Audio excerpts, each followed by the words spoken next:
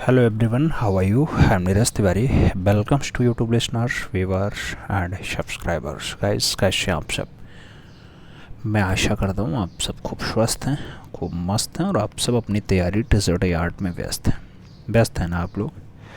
TGT art है, PGT art है या KVS, NBS, nets, RF, MRC कला विषय से आप किसी भी स्टेट की अगर शिक्षक भर्ती की तैयारी कर रहे हैं तो आपके लिए आज की एक क्लास लाभकारी साबित होगी। हम लोग सुबह 10 बजे जो क्लास कर रहे थे उसमें चैप्टर्स का रिवीजन कर रहे थे। जो यूपी टीजीटी का सिलेबस था उसका रिवीजन हम लोग फाइनली कर रहे थे ना। तो यूपी टीजीटी के रिवीजन में आज चैप्टर नंबर 12 की बारी है। इस चैप्टर 12 में भी हम समसामयिक कलाकार पढ़ेंगे। समसामयिक कलाकार ही पढ़ेंगे।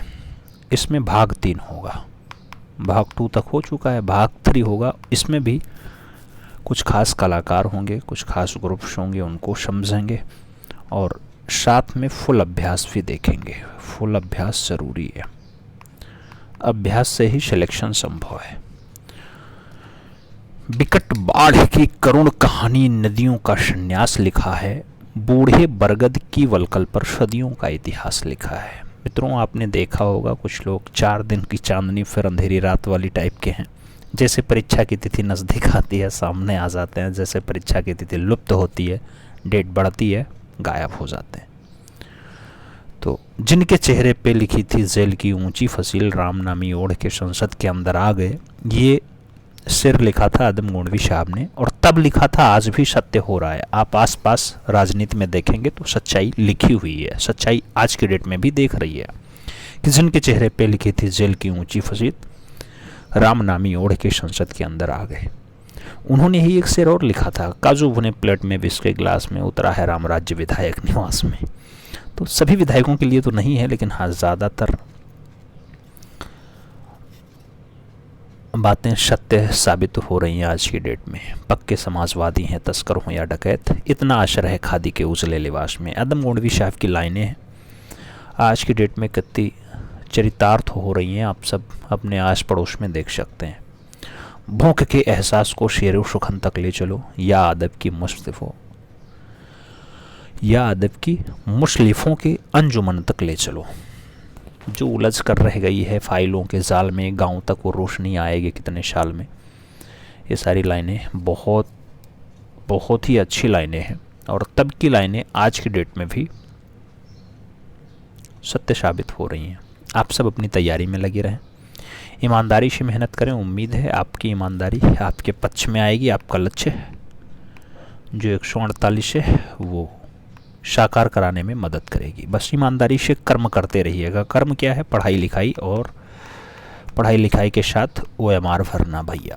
OMR बहुत ज़रूरी है। लोग ओवर कॉन्फिडेंस में 4-5 गोला गलत भर के आ जाते हैं। हमने UPSI में अपनी आँखों से देखा है, लोग रो रहे थे परीक्षा छूटने के बाद।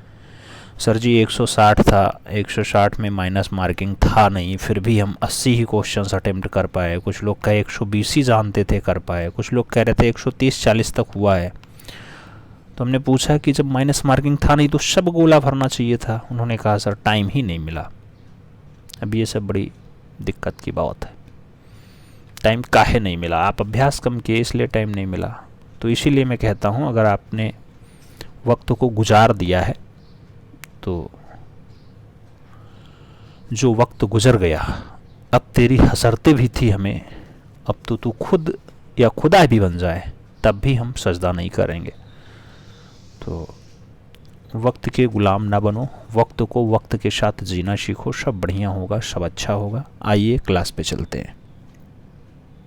जॉर्ज किट का जन्म जो है 1901 में श्रीलंका के कैंडी शहर में होता है। जॉर्ज किट के पिता भारतीय मूल के और माता जो है वो डच परिवार से रही हैं। जॉर्ज किट का जो जन्म है वो सिंहली, किंतु सांस्कृतिक दृष्टि से वो भारतीय बताए जाते हैं। उच्च शिक्षा के लिए जॉर्ज किट ने कैंडी के ट्रिनिटी कॉलेज में प्रवेश लिया, किंतु कला में विशेष रुचि होने के कारण पढ़ाई वो जो है ट्रिनिटी कॉलेज से छोड़ देते हैं। सन 1926 ईस्वी में कब 1926 में जाजकीट ने चित्रकला के प्रति समर्पित रहने लगे थे। जाजकीट ने हिंदू और बौद्ध धर्म, कला और साहित्य का जो है वो गंभीर अध्ययन किया है। जाजकीट की कला में भारत, यूरोप, श्रीलंका और कलामय शैलियों का विशिष्ट सम्मिश्रण देखने को मिलता है। सन 1928 ईस्वी में जाजकीट को सिलोन आर्ट क्लब का जो है वो सदस्य मनोनीत किया गया। जाजकीट ने कृष्ण व गोपियों, दृश्य चित्र तथा श्रीलंका के जनजीवन पे भी चित्रण का कार्य किया है। जाजकीट के बनाए चित्रों पर सेंजा, पाल गॉर्गिन और पिकासो का प्रभाव आपको देखने को मिल जाता है, वो दिखाई देता है। जाजकीट ने बौद्ध भिक्षुओं के जीवन का चित्रण भी किया है। जाजकीट की अमूर्तता चित्रों की रेखाओं का आधिक्य आपके इस समय के चित्रों में संश्लेषणात्मक घनवाद का जो है वो प्रभाव है। जाजकीट द्वारा बनाए गए स्थिर जीवन के चित्र पिकासो से जो है वो मिलते जुलते बताए जाते हैं। सन 1936 ईस्वी में 1936 में जाजकीट ने हिंदू पौराणिक आख्यानों तथा काव्यों के आधार पर चित्रण प्रारंभ किया। इसमें जयदेव कृति गीत गोविंद पर आधारित कृष्ण लीला की प्रणय लीलाओं का विषय वस्तु प्रमुख बताया जाता है। और आगे बढ़े मित्रों तो कहा जाता है जाजकीट की वर्षा विहार श्रेष्ठ कृति होती है। सन 1939 ईस्वी के लगभग जाजकीट ने कोलंबो में गौतमी विहार में गौतम बुद्ध के जीवन चरित्र को अंकित किया, जो तैलीय माध्यम में आपकी कला का सर्वोत्तम उदाहरण बताया जाता है। सन 1943 ईस्वी में श्रीलंका के ग्रुप 43 की स्थापना हुई और जाजकीट इसके संस्थापक सदस्य के रूप में जाने जाते हैं। सन 1943 में कहा आता है श्रीलंका में ग्रुप 43 की स्थापना होती है, उसके संस्थापक सदस्य जाजकीट होते हैं। जाजकीट के जीवन चित्रों की प्रेरणा हिंदू और बौद्ध कथाएं रही हैं मित्रों। जाजकीट के जीवन कथाएं, नायिकाएं, रागरागनी, कृष्णलीला, श्रीलंका के जनजीवन और प्रकृति से संबंधित चित्रों का अंकन किया है मित्रों इन्होंने। और आगे बढ़ा जाए तो कहा जाता है जाजकीट के गीत गोविंद के चित्र जो है वो विशेष फेमस हो जाते हैं, विशेष प्रसिद्ध हो जाते हैं। जाजकीट की कला पर सेजान, गॉर्गिन, पिकासो के साथ अजंता जो है शिगेरिया, चोलकालीन कांस्य प्रतिमा, केंडी की लोक कला, दक्षिणी भित्तीय चित्रों पर रविन्द्रनाथ ठाकुर का प्रभाव, ये सब देखने को आपको मिल जाता है। जाजकीट ने सेजान से वस्तुओं के ढांचे को समझा है, गार्गिन से उन्होंने रंग के एकेंद्रीकरण की अनुभूति ली है और अजंता तथा सिगरिया से रेखा का शास्त्रीय मूर्धन्य भी सीखा है। दक्षिणी भारत की कांस्य प्रतिमाओं से लय और गतिमय ओज का अनुभव प्राप्त भी इन्होंने किया है। लोक कला से स्पष्ट अभिव्यक्ति की पद्धति भी अपनाई है और रविन्द्रनाथ ठाकुर से सहजता का गुण भी प्राप्त किया है। किसने? जाजकीट ने। तो ये नाम जाजकीट का था। आगे जैनुअल आब्दीन की बात करते हैं। जैनुअल आब्दीन का जन्म जो है 1917 में होता है मित्रों। कहाँ पे? बांग्लादेश में होता है। जैनुअल आब्दीन का महत्व कला के साथ भारतीय आधुनिक कला के विषय में अग्रणी भूमिका निभाने वालों के रूप में रहा है। जैनुअल आब्दीन ने 40 वर्षों तक कला सृजन किया है। जैनुअल आब्दीन की आरंभिक कृतियों में गरीबी और दुखी लोगों का चित्रण मिलता है। 1943 में बंगाल के अकाल से आप बहुत द्रवित हुए थे। जैनुअल आब्दीन ने रेखा चित्रों में दुष्स्वप्न जैसा एक प्राकृतिक विपक्ष को जो है अभिव्यक्ति दी है। इन रेखांकनों को जैनुअल आब्दीन स्याही से रेखांकित करते हैं और इसमें ऊर्जापूर्ण गति और जीवंतता भी दिखाई देती है। उदाहरण के रूप में मनपुरा आइलैंड 1970 नामक कुंडलित चित्र आपको यहाँ पे देखने को मिलता है। जैनुअल आब्दीन ने कला के लिए जो है सिद्धांत में कभी विश्वास नहीं किया, क्योंकि आपने संवेदनशील कला को दैनिक जीवन से संबंधित बताया है। सन 1947 में जैनुअल आब्दीन कोलकाता से बांग्लादेश तत्कालीन पूर्वी पाकिस्तान चले जाते हैं मित्रों। अगला नाम प्रोफेसर वाल्टर लैंगहैमर का है। वाल्टर लैंगहैमर की अगर बात करते हैं 1937 में बम्बई यानी मुंबई आने से पूर्व प्रोफेसर लैंगरहैमर वियना ऑस्ट्रिया से स्टेट कॉलेज ऑफ आर्ट्स में कला अध्ययन करते थे। मुंबई में कला जगत के वे व्यक्ति चित्रकार और दृश्य चित्रकार के रूप में विख्यात हुए हैं। कला की दृष्टि से लैंगहैमर उत्तर प्रभाववादी शैली के अनुयायी बताए जाते हैं। उत्तर प्रभाववादी शैली कृष्ण हावलाजी आरा तथा सैयद हैदर रजा पर उनका विशेष प्रभाव पड़ता है। रजा से वोल्टर लैंगहैमर ने गुरु शिष्य का संबंध था, तो रजा यानी सैयद हैदर रजा से वाल्टर लैंगहैमर का गुरु शिष्य का संबंध रहा, यानी रजा गुरुजी रहे हैं और जो लैंगरहैमर रहे हैं वो शिष्य रहे हैं। Professor Walter Langhammer Times of India के प्रकाशनों का भी आर्ट डायरेक्टर का कार्य किए हैं। वे स्वतंत्र होने के उपरांत भारत के स्वतंत्र होने के उपरांत प्रोफेसर लैंगहैमर विशेष रूप से अभिव्यंजनावादी कला का प्रचार भी किए हैं। अब कुछ कलाकार हैं, खास खास कलाकार, उनका जन्म और मृत्यु एक साइड में लिखा हुआ है। इसे देखना और जल्दबाजी में देखने का प्रयास मत करना। बहुत बार पूछा जाता है। जैसे पहला नाम अवनी बाबू का है, अवनींद्रनाथ टैगोर, जन्म 1871, मृत्यु 1951। असित कुमार हालदार 1890, 1964 में मृत्यु।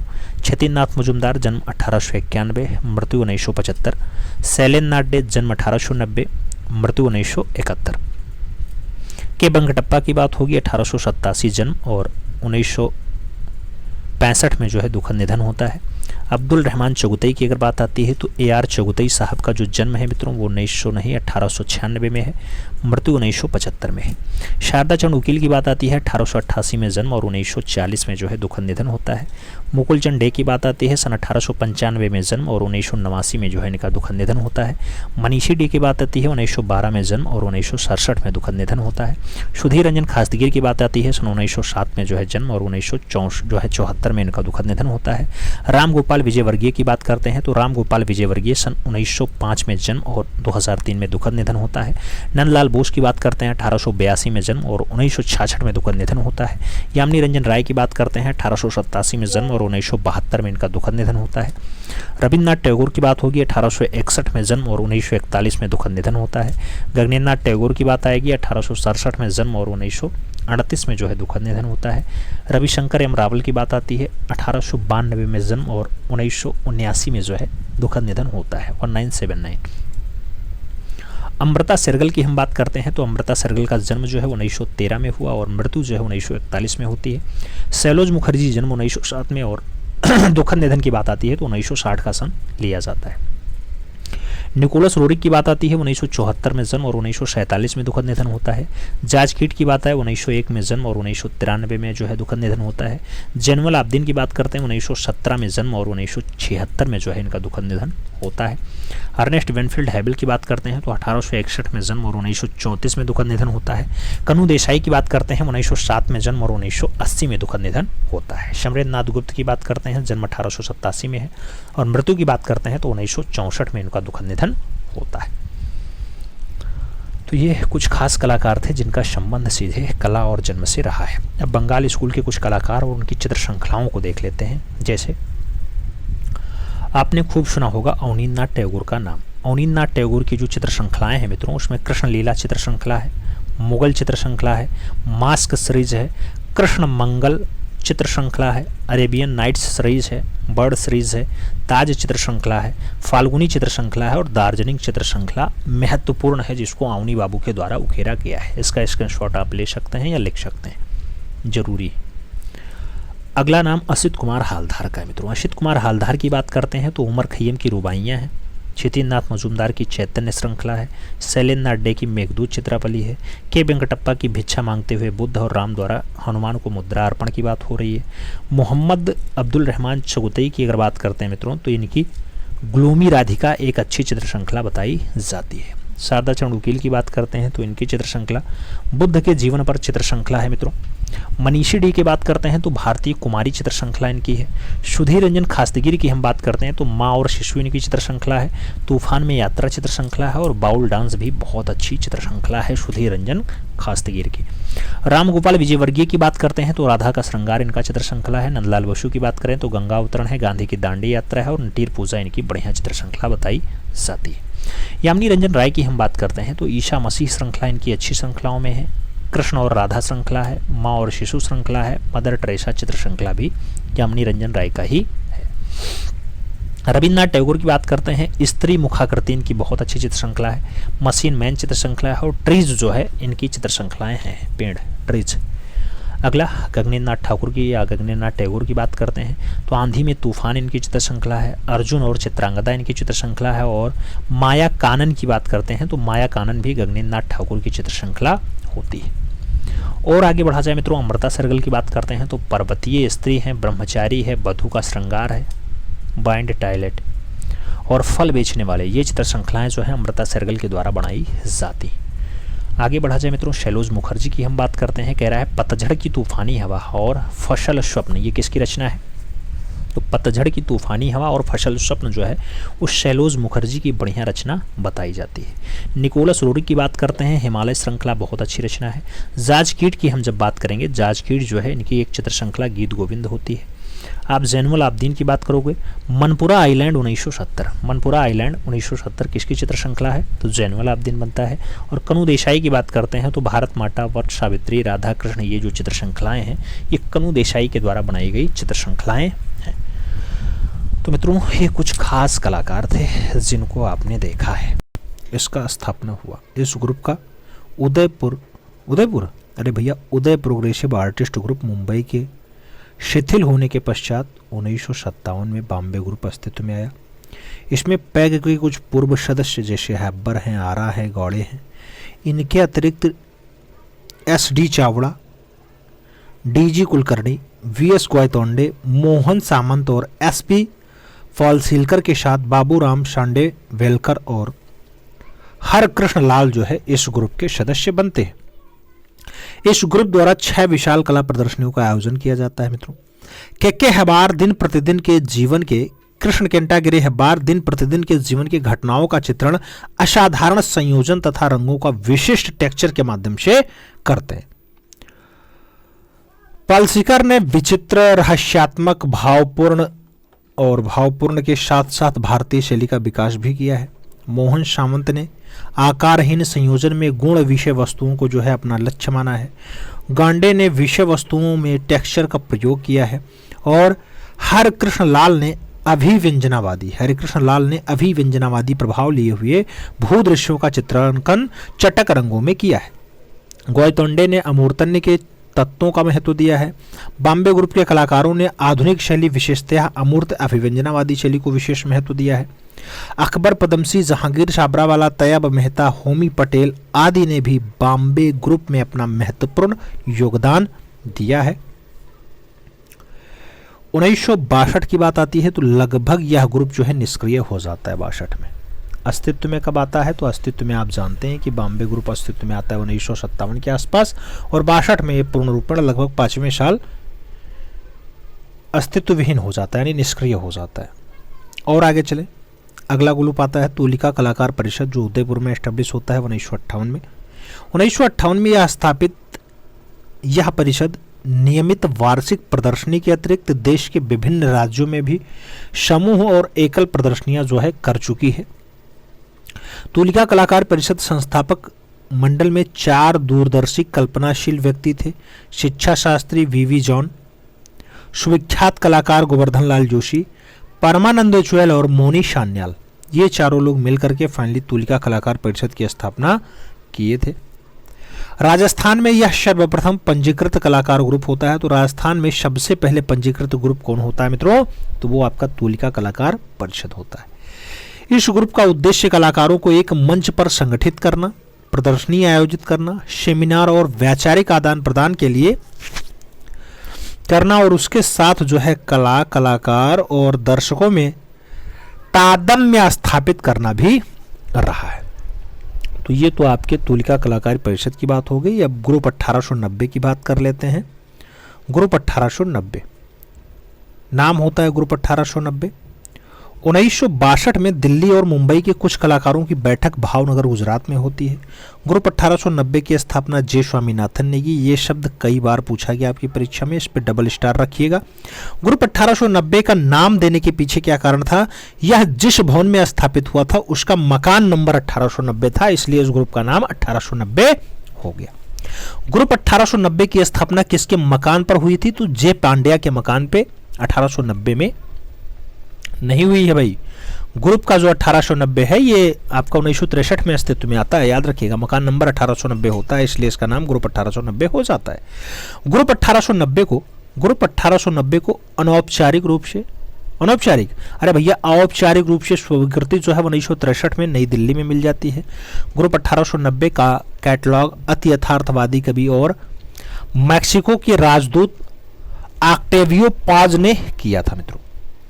ग्रुप 1890 के सदस्यों की प्रथम और अंतिम प्रदर्शनी 1963 ईस्वी में रविंद्र भवन दिल्ली में हुई है, जिसका उद्घाटन पंडित जवाहरलाल नेहरू ने किया था। ग्रुप 1890 में कुल 12 सदस्य शामिल होते हैं मित्रों। 12 सदस्य का नाम आप पहले अच्छे से देखो। 12 सदस्य में कौन कौन होता है? जे स्वामीनाथन होते हैं, जयराम पटेल होते हैं, राजेश मेहरा होते हैं, गुलाम मोहम्मद शेख होते हैं, राघव कनेरिया होते हैं, हिम्मत शाह होते हैं, ज्योति भट्ट होते हैं, अंबादास होते हैं, एम रेड्डप्पा नायडू होते हैं, बालकृष्ण पटेल होते हैं, एस.जी. निगम होते हैं और एरिक वोवेन होते हैं। तो यही 12 लोग मिलकर के ग्रुप 1890 की स्थापना करते हैं। अब जे स्वामीनाथन का नाम आप कई जगह देख चुके हैं, तो थोड़ा सा जे स्वामीनाथन के बारे में पढ़ लिया जाए। जे स्वामीनाथन की अगर बात आती है मित्रों, तो इनका कार्यकाल जो है 1928 से 1994 तक होता है। जगदीश स्वामीनाथन का जन्म 21 जून 1928 को शिमला हिमाचल प्रदेश में हुआ था। जे स्वामीनाथन मूलतः तमिल के थे। इनकी जो आरंभिक शिक्षा है ये शिमला में हुई। जे स्वामीनाथन कला शिक्षा दिल्ली पॉलिटेक्निक में सैलोज मुखर्जी और भावेश चंद्र सान्याल के निर्देशन में करते हैं। जीवन के आरंभिक समय में स्वामीनाथन भारतीय कार्टूनिस्ट पार्टी से भी जुड़ जाते हैं। भारतीय कार्टूनिस्ट पार्टी, अरे भारतीय कम्युनिस्ट पार्टी से जुड़ते हैं भाई। 1950 के दशक में स्वामीनाथन ने लेफ्ट पत्रिका में प्रचारक या पत्रकार के रूप में कार्य किया। उसके साथ कला आलोचक के रूप में भी कार्य किया। तो 1950 के आसपास लेफ्ट पत्रिका में पत्रकार और आलोचक के रूप में जो है कार्य किए हैं। J Swaminathan Indira Gandhi National Centre for the Art के न्यासी और Indian Council for Culture Relations के मेंबर भी रहे। 1963 ईस्वी में जे स्वामीनाथन के नेतृत्व में कलाकार ग्रुप 1890 की स्थापना हो जाती है। मजदूर आवाज नामक कला पत्रिका का संपादक जे स्वामीनाथन ने किया है। जगदीश स्वामीनाथन ग्राफिक कलाओं के अध्ययन के लिए जो है वारसा यानी पोलैंड भी जाते हैं। जगदीश स्वामीनाथन ने 1966 में दल के प्रचार के लिए कांट्रा पत्रिका का प्रकाशन भी किया है। जे स्वामीनाथन की चित्रकला, मूर्तिकला, ग्राफिक कला, लेखन और पत्रकारिता में जो है समान अधिकार है, यानी इस पे महारत हासिल है। 1890 में जे स्वामीनाथन को भारत भवन भोपाल के रूपांकर संग्रहालय स्थापित करने हेतु भी आमंत्रित किया गया था। भारत भवन आप जानते हैं भोपाल में है, उसका रूपांकन संग्रहालय बनाने के लिए भी बुलाया जाता है। जे स्वामीनाथन ने ओम, स्वास्तिक, कमल, लिंग, सर्प और हाथ के छापा का प्रयोग किया, जिसमें बड़े अक्षरों तथा गहरे तीखे रंगों का गाढ़ा प्रयोग किया गया। जगदीश स्वामीनाथन काल्पनिक ज्यामितीय चित्रण करते थे। इस चित्रों में उन्होंने अंतरिक्ष की ज्यामिति भी कहा है। जे स्वामीनाथन ने आदिवासी लोक शैली कला रूपों का सुंदर जो है संग्रह रूपांकर कला संग्रहालय के रूप में भी स्थापित करने का काम किया है।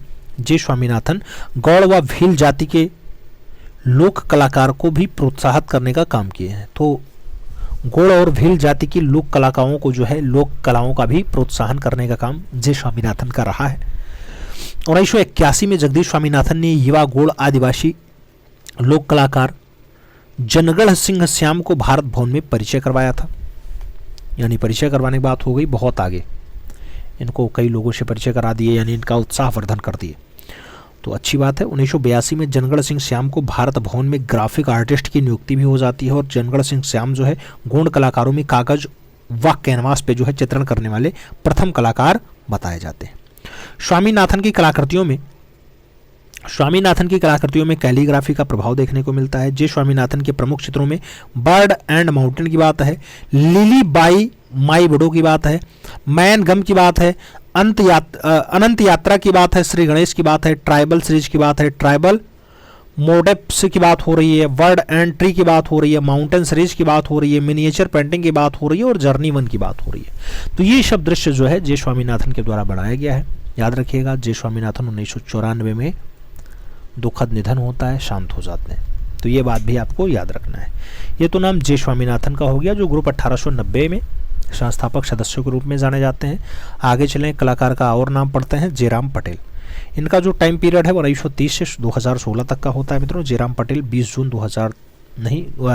1930 को गुजरात के सोजित्र में फाइनली इनका जन्म हुआ है। जयराम पटेल 1950 से 1955 के मध्य जे स्कूल ऑफ आर्ट्स मुंबई में कला की शिक्षा लेते हैं।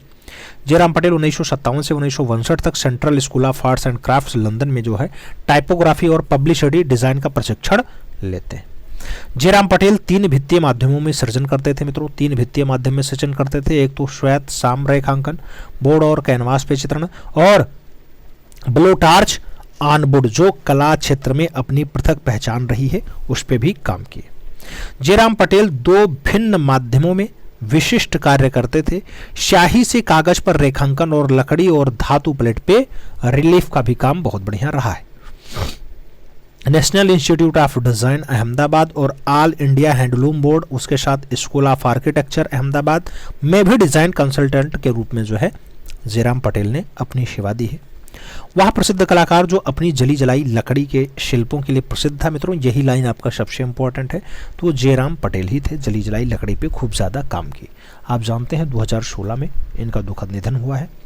आगे बढ़ते हैं, ज्योति भट्ट की बात करते हैं तो ज्योतिन्द्र मानशंकर भट्ट, जिसे ज्योति भट्ट के रूप में जाना जाता है, इनका जन्म 12 मार्च 1934 को भावनगर गुजरात में हुआ था। ज्योति भट्ट को सुप्रसिद्ध चित्रकार, प्रिंट मेकर और ग्रामीण भारतीय संस्कृति के छापा चित्र या छायाचित्र प्रलेखीकरण करने वाले कलाकार के रूप में भी जाना जाता है। ज्योति भट्ट की कला शिक्षा 1953 ईस्वी से 1956 ईस्वी के मध्य MS विश्वविद्यालय बड़ौदा में हुई है। ज्योति भट्ट 1953 में वनस्थली विद्यापीठ राजस्थान के भित्ति चित्रण का प्रशिक्षण भी लेते हैं। ज्योति भट्ट 1964 से 1966 ईस्वी में प्रांत इंस्टीट्यूट न्यूयॉर्क ग्राफिक कला का प्रशिक्षण भी लेने गए थे। 1985 ईस्वी में ज्योति भट्ट हेलोग्राफी के मूलभूत सिद्धांतों का अध्ययन हेतु भी लंदन जाते हैं। ज्योति भट्ट का प्रारंभिक सृजन जो है पोप कला के समान आकर्षक और रंगीन रहा है मित्रों। ज्योति भट्ट का प्रिय माध्यम जो है वो प्रिंट मेकिंग रहा है, प्रिंट मेकिंग था। ज्योति भट्ट विभिन्न माध्यमों में etching, screen printing, serigraphy, photography, heliography, चित्रण का म्यूरल आदि में भी सिद्धस्त रहे हैं, यानी इस पे भी खूब ज्यादा काम किए। पेंटिंग, ग्राफिक, फोटोग्राफी ज्योति भट्ट का महत्वपूर्ण माध्यम बताया जाता है। वर्तमान में ज्योति भट्ट बड़ौदा में डिजिटल प्रिंटिंग और होलोग्राफी में भी कार्य कर रहे हैं। ज्योति भट्ट 2019 में भारत सरकार द्वारा पद्मश्री से अलंकृत भी हो चुके हैं। ज्योति भट्ट की प्रसिद्ध कलाकृतियों की अगर बात करते हैं, लैंपस आता है, स्टिल लाइफ आता है, विद पेरट आता है, प्रॉब्लम आता है, वणी थणी आता है, ऑफ फेस की बात हो रही है, राम की बात हो रही है, वर्षा ऋतु की बात हो रही है, जल की बात हो रही है, थल की बात हो रही है, नभ की बात हो रही है, तोताराम जी की बात हो रही है, हरिजन गर्ल्स की बात हो रही है और पैटर्न्स की बात हो रही है। तो ये सब बढ़िया जो रचनाएं हैं ये ज्योति भट्ट की अच्छी रचनाओं में शुमार है। नाम याद रखना है, 12 मार्च 1934 भावनगर गुजरात में जन्म हुआ और वनस्थली विद्यापीठ राजस्थान से भित्तीय चित्रण को जो है सीखने का काम किया। और आगे चला जाए कलाकार और अंबादास, 1922 से 2012 तक का इनका टाइम पीरियड होता है। अंबादास का जन्म अकोला महाराष्ट्र में 1922 में हुआ था। अंबादास ने कहाँ रहकर कार्य किया, तो दिल्ली में रहकर के फाइनली कार्य किया।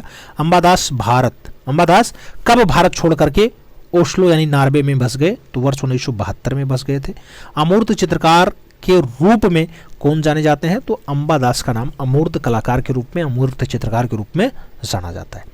अंबादास किस पश्चिमी कलाकार के चित्रण कार्य से काफी प्रभावित थे, तो विंसेंट वैन गॉग और कॉन्डिस्की के प्रभाव से बहुत ज्यादा प्रभावित रहे। अंबादास की अगर बात आती है तो अंबादास महाराष्ट्र से दिल्ली कब आए मित्रों, तो 1960 में आ गए। अंबादास किस कलाकार समूह के सदस्य होते हैं, तो ग्रुप 1890 के सदस्य होते हैं अंबादास हो जाएं, SG निगम हो जाएं, एरिक वावेन हो जाएं, M डेरप्पा नायडू हो जाएं, ये सब आपके ग्रुप 1890 के सदस्य। अंबादास चित्रकला का डिप्लोमा कहाँ से प्राप्त करते हैं, तो JJ school of arts Mumbai से प्राप्त करते हैं। अंबादास के प्रमुख चित्रों की अगर बात आती है तो पहरेदार कैनवास पे तैलीय माध्यम में बनाया है 1966 में, बढ़िया रचना है। समय की तलछट बढ़िया रचना है, कैनवास पे तैलीय माध्यम में अंबादास ने बनाया है। और रूप भेद की अगर बात आती है, कैनवास पे तैलीय रंग में बनाया है और अंबादास का बढ़िया दृश्य होता है। तो ये भी नाम अंबादास का हो गया। और आगे चलते हैं, गुलाम मोहम्मद शेख की बात आती है। GM शेख, गुलाम मोहम्मद शेख की अगर बात आती है मित्रों 1937 में इनका जन्म होता है। GM शेख का जन्म कब और कहाँ हुआ, तो 16 फरवरी 1937 को सुरेंद्र नगर गुजरात में इनका जन्म हुआ। GM शेख किस रूप में प्रख्यात है मित्रों, तो अंतर्राष्ट्रीय चित्रकार, लेखक और कला समालोचक के रूप में भी नाम जाना जाता है। गुलाम मोहम्मद शेख ने कला अध्ययन किया, तो प्रारंभ में ललित कला संकाय बड़ौदा, तत्पश्चात royal college of arts London में इन्होंने कला शिक्षा ग्रहण की। गुलाम मोहम्मद शेख ने 1960 में अपना करियर की शुरुआत किस रूप में की मित्रों, तो 1960 में GM शेख ने चित्रों की पहली एकड़ प्रदर्शनी भी जहांगीर आर्ट गैलरी में लगाई। और अपने करियर की अगर शुरुआत की बात आती है तो ललित कला संकाय MS विश्वविद्यालय बड़ौदा में कला शिक्षक के रूप में ये अपनी करियर की स्टार्टिंग करते हैं। 1987 से 2002 तक गुलाम मोहम्मद शेख शिकागो कला संस्थान में विजिटिंग आर्टिस्ट के रूप में भी कार्य किए हैं और ग्रुप 1890 के सक्रिय सदस्य जीएम शेख होते हैं, गुलाम मोहम्मद शेख होते हैं। आप जानते हैं जे स्वामीनाथन हो गए, जयराम पटेल हो गए, राजेश मेहरा हो गए, गुलाम मोहम्मद शेख हो गए, राघव कनेरिया हो गए, हेमत शाह हो गए, ज्योति भट्ट हो गए, अम्बादास हो गए, ये सब नाम जो है ग्रुप 1890 से ही जुड़ा हुआ है। और आगे चला जाए तो आगे कहा जाता है गुलाम मोहम्मद शेख। गुलाम मोहम्मद शेख कला शिक्षक और कला इतिहासकार भी थे मित्रों। विख्यात चित्र कश्मीर किसका शाही कुला स्याही 2005 में है, जीएम शेख के द्वारा बनाया गया। कौन कलाकार? मैम्पा मुंडी दुनिया का मध्य यूरोपीय नक्शा श्रृंखला पे कार्य किया मित्रों, तो गुलाम मोहम्मद शेख ने कार्य किया। नीली तस्वीर जिसमें कहत कबीर शीर्षक वाले प्राकृतिक दृश्य को जैसे छोटे छोटे मानव आकृतियों को चित्रित किया गया है, इनकी रचना है, तो गुलाम मोहम्मद शेख की बढ़िया रचना बताई जाती है। वर्ष 2003 का कागज पर ग्वाश माध्यम में निर्मित चित्र एक अचंभा देख रे भाई चित्र का चित्रकार कौन है? तो जीएम शेख हैं, गुलाम मोहम्मद शेख हैं। गुलाम मोहम्मद शेख अपनी कलाकार पत्नी नीलिमा शेख के साथ कहाँ रहते हैं मित्रों? तो बड़ौदा में रहते हैं। गुलाम मोहम्मद शेख को ललित कला अकादमी नई दिल्ली का राष्ट्रीय पुरस्कार कब मिलता है? 1962 में दिया जाता है। पद्मश्री पुरस्कार गुलाम मोहम्मद शेख को कब दिया जाता है मित्रों? तो पद्मश्री का सम्मान गुलाम मोहम्मद शेख को 1983 के आसपास दिया जाता है।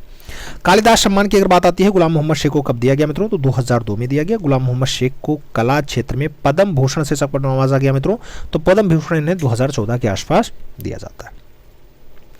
शेख द्वारा लिखित 1994 में गुजराती कविताओं का संग्रह क्या होता है? तो अथवा होता है, अथवा याद रखिएगा। और आगे चलते हैं तो किस कलाकार के घर जतन शीर्षक के गद्य श्रृंखला लिखी है मित्रों? तो गुलाम मोहम्मद शेख ने लिखी है।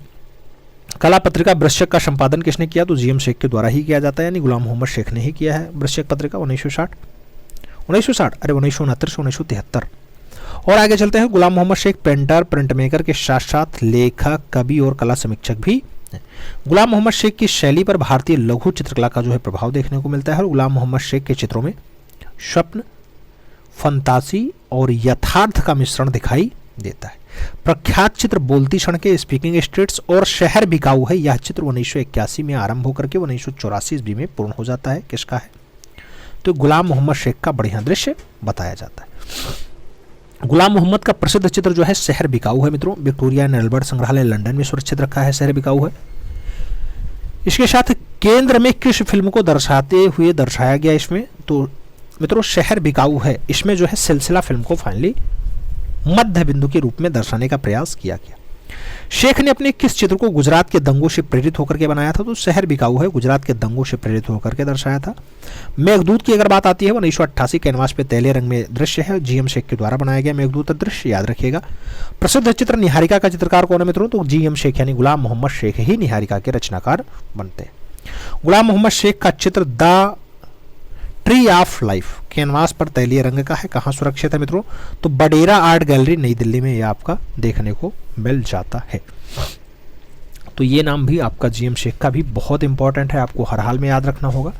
अब अगर आगे चला जाए तो आगे हम चलते हैं और टखमड़ 28 या फिर उदयपुर 1959 की बात हो तो 28 कलाकारों के समूह को 28 फरवरी को हिंदी वर्णमाला के किसी एक अक्षर का उच्चारण किया गया। टा खा माड़ा 28 में लॉटरी पद्धति से एक एक करके 4 अक्षर उठाए गए और इस प्रकार टा खा माड़ा अक्षर निकला। 8 कलाकारों के समूह को 28 तारीख को टखमड़ 28 नाम दे दिया गया। तो मित्रों 28 तारीख थी इसलिए इसका नाम टखमड़ 28 हो जाता है। लॉटरी पद्धति से फाइनली इसका नाम होता है टखमड़, याद रखिएगा। टखमड़ 28 उदयपुर के अतिरिक्त जयपुर, नई दिल्ली, कोलकाता, हैदराबाद, चेन्नई, मुंबई आदि स्थानों पर समूह तथा सदस्यों की एकल प्रदर्शनी आयोजित हो चुकी है या कर चुका है। चित्रकला, मूर्तिकला, छापाकला शिविर टखमड़ के चित्रों में या टखमड़ के तत्वावधान में ही हो चुके हैं। लक्ष्मीलाल वर्मा, सुरेश शर्मा, विद्याधर उपाध्याय, रघुनाथ शर्मा, शबीब हसन काजी, ललित शर्मा आदि संस्थापक सदस्य जो है टखमड़ के होते हैं। तो ये नाम भी आपको याद रखना होगा। और आगे चला जाएगा तो एक ग्रुप और आता है प्रोग्रेसिव आर्टिस्ट ग्रुप, जो पैग है ये जयपुर वाला 1970 में एस्टेब्लिश आता है। इस ग्रुप का प्रमुख उद्देश्य ऐसे कलात्मक वातावरण का निर्माण करना था जिसका सांस्कृतिक ऐतिहासिक महत्व था। इस ग्रुप के संस्थापक सदस्यों में मोहन शर्मा, डॉक्टर कन्हैया लाल वर्मा और आरबी गौतम प्रमुख बताए जाते हैं। इस ग्रुप द्वारा 1971 में भारत पाक युद्ध के समय पोस्टर और व्यंग चित्र जो है निःशुल्क बनाए गए थे। प्रोग्रेसिव आर्टिस्ट ग्रुप जयपुर के सदस्यों द्वारा सामूहिक प्रदर्शनी माउंट आबू, बीकानेर, चूरू, अजमेर, नई दिल्ली, मद्रास, मुंबई, जयपुर आदि स्थानों पर भी कर चुके हैं। 1982 में भूरी सिंह शेखावत के चित्रों की प्रदर्शनी का आयोजन प्रोग्रेसिव आर्टिस्ट ग्रुप जयपुर में ही किया गया था। तो ये बात भी आपको याद रखना है। आगे चला जाए, कलावृत्त जयपुर की बात आती है मित्रों। कलावृत्त की अगर बात आती है तो 1970 के आसपास का है। कालांतर में कलावृत्त नामक कला पत्रिका का प्रकाशन 1975 ईस्वी में प्रारंभ किया गया। कलावृत्त के संस्थापक सदस्यों में डॉक्टर M.K. शर्मा, सुमहेंद्र वीरेंद्र कुमार शर्मा, सत्यनारायण शर्मा, रमेश ग्रामीण और कमल प्रसाद मिश्र के साथ साथ पुरुषोत्तम शर्मा, वीरेंद्र पाटनी, रमेश अरोड़ा आदि रहे हैं। इस ग्रुप द्वारा जयपुर, चंडीगढ़, दिल्ली आदि स्थानों पर समूह का एकल प्रदर्शनी का आयोजन किया गया। इसके अतिरिक्त अखिल भारतीय कला प्रदर्शनी भी आयोजित की गई। यह ग्रुप मूर्तिकला के विकास में अधिक रुचि ले रहा है। प्रतिवर्ष अखिल भारतीय मूर्तिकला शिविर के आयोजन में भी इसका खास योगदान होता है।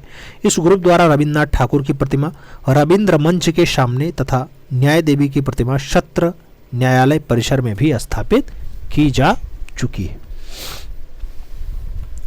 तो ये तो बात आपके कलावृत्त जयपुर की हो गई।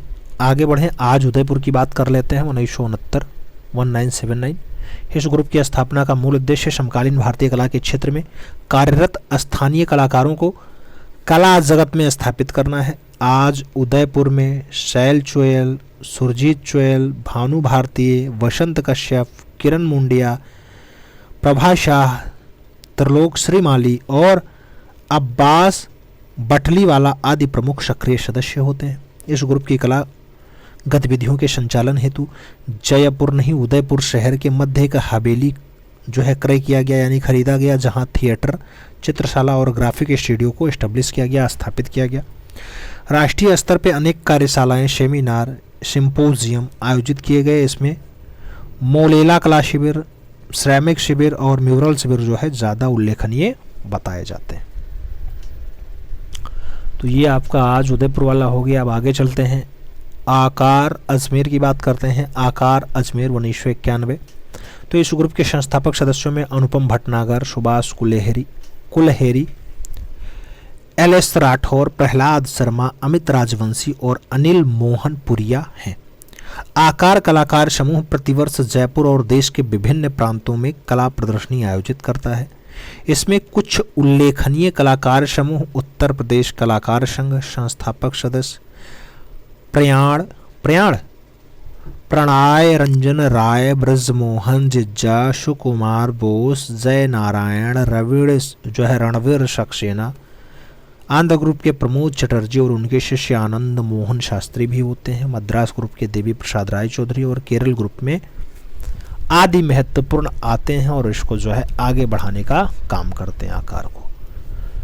और आगे चला जाए तो मद्रास चोलमंडलम कला परिषद की बात आती है। 1966 में मद्रास के कलाकार प्रभाववाद के पश्चात अभिव्यंजनावाद से प्रभावित होते हैं।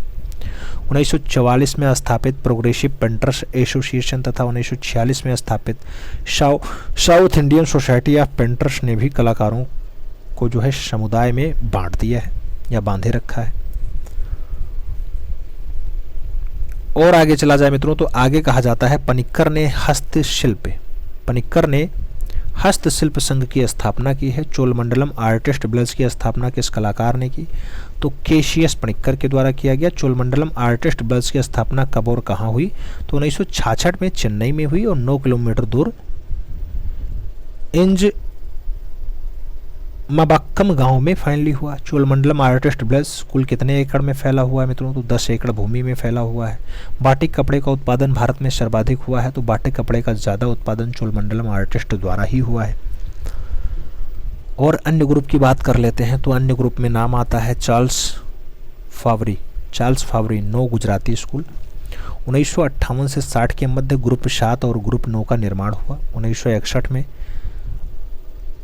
अननोन ग्रुप का भी जो है स्थापना हो जाता है। 1967 में ग्राफिक कलाकारों ने ग्रुप 8 की भी स्थापना की। 1963 में यह ग्रुप 1890 सर्वाधिक चर्चित ग्रुप रहा और फिर याल नामक ग्रुप के सामने आने की बात कही जा रही है। पहला क्वेश्चन आपसे कह रहा है, वास शैली के मशहूर चित्रकार प्रोफेसर सुखवीर श्रृंगल की स्मृति में अभी हाल ही में प्रोफेसर सुखवीर श्रृंगल मार्ग कहां बनाया गया है? प्रयागराज में, वाराणसी में, लखनऊ में या फिर मुजफ्फरनगर में? मित्रों, सुखवीर श्रृंगल मार्ग जो बनाया गया है उत्तर प्रदेश की राजधानी वाले बेल्ट में बनाया गया है। सही जवाब लखनऊ बैठेगा, बी विकल्प आपका यहां पे सही जवाब लगेगा। अगला क्वेश्चन, यामिनी राय लगभग 217 कलाकृतियां कहां प्रदर्शित हैं? राष्ट्रीय आधुनिक कला संग्रहालय नई दिल्ली, भारतीय संग्रहालय कोलकाता, इलाहाबाद संग्रहालय प्रयागराज या फिर भारत कला भवन वाराणसी? यामिनी रंजन राय की 217 कलाकृतियां राष्ट्रीय आधुनिक कला संग्रहालय नई दिल्ली में देखने को मिल जाएंगी। तो आप यहां सही जवाब फर्स्ट विकल्प के साथ लगाओगे। अगला क्वेश्चन अपना 3 नंबर आ रहा है, अजंता के भित्ति चित्रण की तकनीकी इनमें से कौन सी थी? वास तकनीकी रही, इम्पेस्टो तकनीकी रही, आला प्राइमा रही या फिर टेम्परा माध्यम रही है? तो अजंता मित्रों महाराष्ट्र के औरंगाबाद में है, 30 गुफाओं को सहेजे हुए है, भित्तीय रचना है और बौद्ध धर्म पे आधारित है। यहां की जो तकनीकी है टेम्परा माध्यम में है। तो विकल्पों में डी विकल्प आपका परफेक्ट आंसर बैठेगा। अगला क्वेश्चन 4 नंबर है, लाल बलुआ पत्थर के अलावा कुतुब मीनार में और कौन से पत्थर का प्रयोग हुआ है? ग्रेनाइट पत्थर, चूना पत्थर, संगमरमर या फिर कोटा पत्थर? तो लाल बलुआ पत्थर तो यूज ही हुआ है, साथ में कुतुब मीनार में संगमरमर का भी प्रयोग देखने को मिलता है। तो सही जवाब संगमरमर लगा लो, बी विकल्प अपना राइट आंसर बना लो। 5 नंबर क्वेश्चन पे चला जाए, ललित कला एकेडमी क्षेत्रीय केंद्र जो लखनऊ के अलीगंज में है, इसकी स्थापना कब हुई थी? 1983 में, 1950 में, 1949 में या फिर 1992 में? ललित कला एकेडमी क्षेत्रीय केंद्र लखनऊ के अलीगंज में है मित्रों, और इसकी स्थापना 1983 में हुई थी। सही जवाब फर्स्ट विकल्प के साथ लगाना है। अगला क्वेश्चन हम लोग 6 नंबर पढ़ेंगे। पूछ रहा है आपसे, हेनरी मूर की एक बड़ी प्रदर्शनी राष्ट्रीय आधुनिक कला संग्रहालय नई दिल्ली में लगी थी, क्या 1950 में लगी, 1987 में लगी, 1954 में लगी या फिर 1999 में लगी है? हेनरी मूर की एक बड़ी प्रदर्शनी राष्ट्रीय आधुनिक कला संग्रहालय न्यू दिल्ली में लगी थी और सन होता है 1987 का। सही जवाब सी के साथ चुनना है। अगला क्वेश्चन 7 नंबर अपनी स्क्रीन पे ये रहा, शांति निकेतन के हिंदी भवन की पूर्वी दीवार पे भरत मिलाप प्रसंग में भगवान राम की पादुका लेकर के लौटते हुए भरत का मनोरम दृश्य किसने चित्रित किया है? नंदलाल बोस ने, रामकिंकर वैज ने, विनोद बिहारी मुखर्जी ने यह दृश्य बनाया या फिर कृपाल सिंह शेखावत ने बनाया है? शांति निकेतन के हिंदी भवन में आपको देखने को मिल जाएगा भरत मिलाप वाला दृश्य, और यह दृश्य बनाया है कृपाल सिंह शेखावत ने। राइट आंसर मित्रों डी के साथ लगेगा।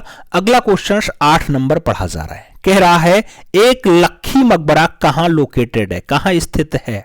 पांडुआ में है, पटना में है, गैड़ में है या फिर अहमदाबाद में है? एक लखी मकबरा, एक लखी मकबरे की अगर बात आती है पांडुआ से जवाब बैठता है। फर्स्ट विकल्प राइट आंसर चुन लो। अगला क्वेश्चन 9 नंबर पे चला जाए। पूछा गया निम्नलिखित में से किसने कैलीग्राफी का प्रयोग चित्रण में किया है? अणेशवेंद्र ने, के वेंकटप्पा ने, विनोद बिहारी मुखर्जी ने या फिर के हेबार ने? कैलीग्राफी का प्रयोग चित्रण में किसके द्वारा किया गया? विकल्पों के अकॉर्डिंग के वेंकटप्पा सही जवाब है मित्रों। राइट आंसर सी के साथ चुनना है। 10 नंबर क्वेश्चन पे चला जाए। तक्षशिला में प्राप्त बोधिसत्व की मुखाकृति प्रतिमा निम्नलिखित में से किस शैली में निर्मित है? गांधार शैली, पाल शैली, गुप्त शैली और चोल शैली? बोधिसत्व की मुखाकृति, बोधिसत्व की अगर मुखाकृति की बात करते हैं मित्रों, तक्षशिला से प्राप्त हुई है और गांधार शैली में बनी हुई है। विकल्पों में सही जवाब फर्स्ट के साथ चुनना है। 11 नंबर क्वेश्चन पे चला जाए। वीरेश्वर सेन जाने जाते हैं लैंडस्केप पेंटिंग के लिए, वास पेंटिंग के लिए, प्रिंट मेकिंग के लिए या फिर फोटोग्राफी के लिए। वीरेश्वर सेन की प्रसिद्धि काहे के लिए है? Landscape painting. सही जवाब बैठ रहा है। फर्स्ट विकल्प मित्रों आपको सही जवाब बनाना है। 12 नंबर क्वेश्चन पे चला जाएगा। आपसे कह रहा है किसने मेघदूत श्रृंखला को जल रंग में बनाया है?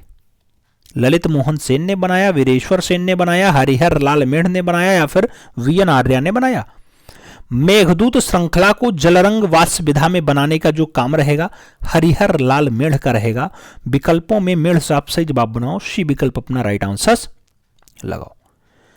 13 नंबर क्वेश्चन पे चलते हैं। पूछ लिया गया हिंडोला महल कहां स्थित है? दिल्ली में है, फतेहपुर सीकरी में है, मांडू में है या फिर जौनपुर में है? हिंडोला महल, हिंडोला महल का लोकेशन मित्रों मांडू में है। विकल्पों में बी विकल्प सही जवाब बनाना।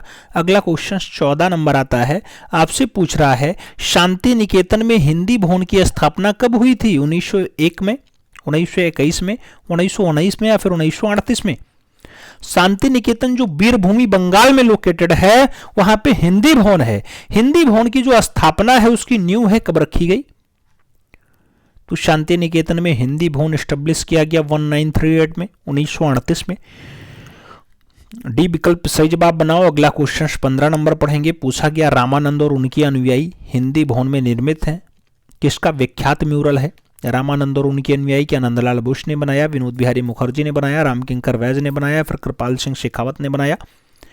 रामानंद और उनके अनुयायी जैसा प्रसिद्ध म्यूरल विनोद बिहारी मुखर्जी के द्वारा गढ़ा गया है, तो सही जवाब आप बी के साथ चुन लो।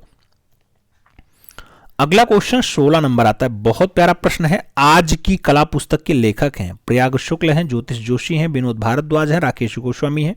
आज की कला, आज की कला पुस्तक प्रयाग शुक्ल की बढ़िया पुस्तक है। विकल्पों में फर्स्ट विकल्प राइट आंसर चुन लो। 17 नंबर क्वेश्चन पे चला जाए। कौन से कलाकार सिटी पेंटर के रूप में जाने गए और लखनऊ के चेहरे को प्रस्तुत किया? मदन लाल नागर, रणवीर सिंह बिष्ट, आर.एस. धीर और वी.एस. शाह का नाम दिया गया। सिटी पेंटर के रूप में कौन जाना जाता है? सिटी पेंटर लखनऊ के चेहरे के रूप में फेमस है मित्रों, लखनऊ का चितेरा भी उन्हें कहा जाता है। मदन लाल नागर राइट आंसर बैठ रहा है, तो सही जवाब फर्स्ट के साथ चुनना होगा। अगला क्वेश्चन 18 नंबर पढ़ा जाएगा। प्रश्न संख्या 18 की बारी है। परंपरागत भारतीयता की ओर पुनः चलो किस शैली का प्रमुख उद्देश्य था? बंगाल शैली, पहाड़ी शैली, राजस्थानी शैली या कंपनी शैली? परंपरागत भारतीयता की ओर पुनः चलो कौन सी शैली का प्रमुख उद्देश्य रहा मित्रों? तो बंगाल शैली का प्रमुख उद्देश्य रहा, ध्येय वाक्य रहा। फर्स्ट विकल्प सही जवाब जाएगा। अगला क्वेश्चन 19 नंबर पढ़ा जाएगा। पूछ लिया गया 999 ईस्वी में कौन सी बौद्ध पांडुलिपि को ताड़पत्र पे चित्रित किया गया था? बुद्ध चरित्रम, प्रज्ञा पारमिता, जातक कहानियां या फिर बोधिसत्व की कहानियां? मित्रों अगर सही जवाब की बात आती है प्रज्ञा पारमिता सही जवाब बैठेगा। सी विकल्प राइट आंसर जाएगा। 20 नंबर क्वेश्चन पढ़ा जाएगा। हिमालयन और ब्लू सीरीज जैसी महत्वपूर्ण श्रृंखलाएं हैं योगेंद्रनाथ योगी की, वीरेश्वर सेन की, प्रोफेसर रणवीर सिंह बिष्ट की या फिर हरिहर लाल मेढ़ की? हिमालयन और ब्लू सीरीज, हिमालयन और ब्लू सीरीज की अगर बात आती है रणवीर सिंह बिष्ट साहब की बढ़िया श्रृंखला है। बी विकल्प सही जवाब जाएगा। अगला क्वेश्चन 21 नंबर आएगा। 21 नंबर प्रश्न है। आपसे कह रहा है निम्नलिखित में से रेशों का प्रयोग करके मूर्तियों की रचना कौन करता है? मृणालिनी मुखर्जी, ध्रुव मिस्त्री, मीरा मुखर्जी और धनराज भगत का नाम दिया गया। रेशों का प्रयोग करके मूर्तियों की रचना कौन करता मित्रों? तो रेशों की सहायता से मूर्तियों को बनाने का काम मृणालिनी मुखर्जी का है। विकल्पों में फर्स्ट विकल्प सही जवाब जाएगा। 22 नंबर क्वेश्चन अपने स्क्रीन पे है। नंदलाल बोस की चित्रकला शैली किस पारंपरिक भारतीय चित्रकला शैली से प्रभावित है? अजंता भित्ति चित्र, जोगीमारा भित्ति चित्र, केरल भित्ति चित्र या फिर लेपाक्षी भित्ति चित्र? नंदलाल बोस की चित्रकला शैली किस परंपरागत भारतीय चित्र शैली से प्रभावित है मित्रों? तो भारतीय चित्र शैली अजंता से प्रभावित है, अजंता भित्तीय चित्र। सही जवाब फर्स्ट के साथ चुनना है। अगला क्वेश्चन 23 नंबर पढ़ना है। 23 नंबर। लखनऊ के किस चित्रकार ने भूदृश्यों पर अनगिनत कृतियां सृजित की? रघुवीर सेन धीर ने, मोहम्मद सलीम ने, सतीश चंद्र ने या फिर आरसी साथी ने? लखनऊ का कौन सा चितेरा है जो भूदृश्यों पर ज्यादा कृतियां बनाया है, ज्यादा रचनाएं बनाई हैं? तो नाम सतीश चंद्र का बैठेगा। बी विकल्प आपका राइट आंसर हो जाएगा। 24 नंबर क्वेश्चन पे चला जाए तो आपसे कह रहा है भारतवर्ष में भूमि अलंकरण की प्रथा किस युग से मानी जाती है? प्रागैतिहासिक टाइम, वैदिक टाइम, सिंधु टाइम या फिर गुप्त टाइम? भारतवर्ष में भूमि अलंकरण की प्रथा कौन से टाइम से मानी जाती है? तो वैदिक टाइम से मानी जाती है। विकल्पों में सी विकल्प राइट आंसर जाएगा। 25 नंबर क्वेश्चन से देखा जाए तो आपसे कह रहा निम्नलिखित में से कौन सा चित्र अजंता की गुफा संख्या 16 में चित्रित है? वज्रपाणी बोधिसत्व, झूला झूलती राजकुमारी, मार विजय और मारती राजकुमारी का नाम दिया गया। अजंता की गुफा संख्या 16 में इनमें से कौन सा दृश्य है? तो मरती हुई राजकुमारी सही जवाब लगा लो। डी विकल्प अपना राइट आंसर बना लो। अगला क्वेश्चन 26 नंबर आता है, आपसे पूछा गया संगीतकारों की गैलेक्सी मैसूर संग्रहालय में है। पेंटिंग क्या राजा रवि वर्मा ने बनाई है, अवनींद्रनाथ टैगोर ने बनाई है, असित कुमार हालधार ने बनाई या फिर छतेंद्रनाथ मजूमदार ने बनाई? संगीतकारों की गैलेक्सी की बात हो रही है मित्रों। संगीतकारों की गैलेक्सी बढ़िया पेंटिंग है और राजा रवि वर्मा के द्वारा बनाया गया है। विकल्पों में तैलिया आर्टिस्ट, रवि वर्मा सही जवाब लगा लो। और आगे चला जाए 27 नंबर क्वेश्चन आता है, आपसे पूछा गया एक किताब एक चौकोर डिब्बा और एक ईंट का आकार संबंधित है, बेलनाकार, घनाभाकार, गोलाकार या फिर अंडाकार? तो ये सब के सब घनाभ आकार के हैं मित्रों। राइट आंसर सी के साथ बैठेगा। अगला क्वेश्चन 28 नंबर आ रहा है, भूपेन खक्कर, विमान सुंदरम और नलनी मौलनी इन 3 चित्रकारों पर केंद्रित फिल्म फिगर्स ऑफ थॉट किसने बनाई है? अरुण खोपकर ने बनाई, नारायण सूर्वे ने बनाई, विनोद भारद्वाज ने बनाई या फिर निशाकांत ठाकर ने बनाई? फिगर्स ऑफ थॉट फिल्म किसने बनाई? विकल्पों पर अगर गौर किया जाए तो अरुण खोपकर से जवाब बैठेंगे। फर्स्ट विकल्प आपका यहां पर राइट आंसर लगेगा। 29 नंबर क्वेश्चन से देखा जाए तो आपसे पूछ रहा है मित्रों मधुबनी चित्रकला का प्रमुख केंद्र है लेहरिया, जितबारपुर, रांटी। दूसरा विकल्प दिया गया भोजपुर, बक्सर, नालंदा। तीसरा विकल्प दिया गया सिवान, सरन और गोपालगंज। चौथा विकल्प दिया गया चंपारण, मुजफ्फरपुर और पूर्णिया। मधुबनी चित्रकला का सबसे अच्छा केंद्र जो है लहरिया, जितबारपुर और रांटी है। तो विकल्पों में फर्स्ट विकल्प सही जवाब लगा लो। 30 नंबर क्वेश्चन पे चला जाए, पूर्व पाषाण युगीन प्रस्तर उपकरणों का पता सर्वप्रथम 1863 ईस्वी में मद्रास के निकट पल्लावरम में किसने लगाया था? कर्निंघम ने लगाया, रॉबर्ट्स ब्रुसफुट ने लगाया, मार्शल ने लगाया या फिर रखालदास बनर्जी ने लगाया? 1863 में मद्रास के निकट पल्लावरम में जिसने पता लगाया उसका नाम रॉबर्ट्स ब्रुसफुट है। विकल्पों में सी विकल्प सही जवाब बैठेगा। 31 नंबर क्वेश्चन अपने स्क्रीन पे है, शिव पार्वती का परिणय दृश्य कहां अंकित है? जोगीमारा में, शतनवासल में, अजंता में या फिर बादामी में? शिव पार्वती का परिणय दृश्य, शिव पार्वती का परिणय दृश्य बादामी में है मित्रों। राइट आंसर डी के साथ चुनना है। अगला क्वेश्चन 32 नंबर आ रहा है, आपसे पूछा जा रहा है 32 नंबर, द ग्रोवेन इमेज तथा स्कल्पचर स्पिक्स नामक लघु फिल्म किसके द्वारा बनाया गया? मूर्ति शिल्पियों पर आधारित है। सांखो चौधरी, रामकिंकर वैज, सोमनाथ और चिंतामणिकर।